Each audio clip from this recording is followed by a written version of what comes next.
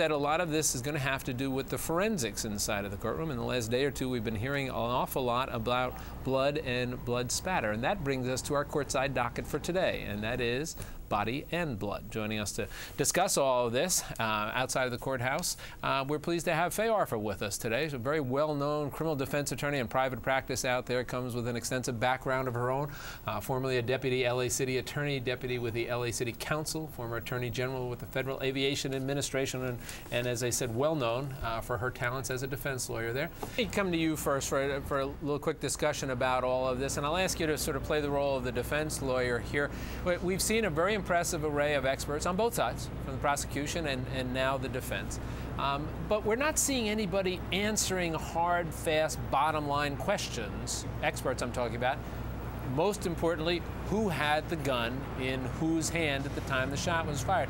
Again, from a defense point of view, do they have to answer all of these questions with their experts? Well, actually, the defense doesn't have to answer any questions. The defense wants to raise questions about the prosecution's case because the defense has nothing to prove. The burden of proof is on the prosecution to prove their case beyond a reasonable doubt.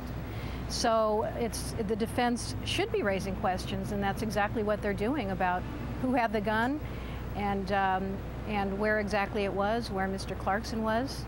And so there is a lot of questions that are raised by the defense, and it seems like they're really doing a good job with it.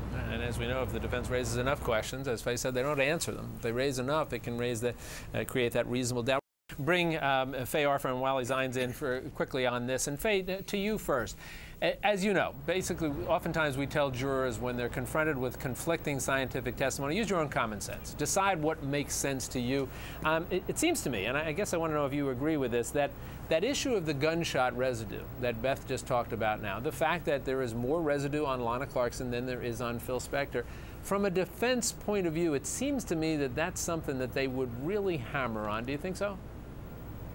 Yes, that is true, because what we again want to do is point out the flaws in the prosecution's case, but also the jury gets an instruction on what we call circumstantial evidence, where if there are two reasonable interpretations, the judge will instruct the jury to go with the defense point of view, the view that points towards not guilty.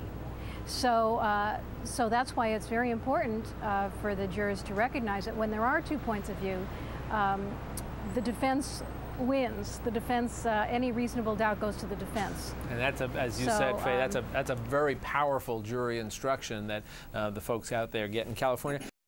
CourtTV.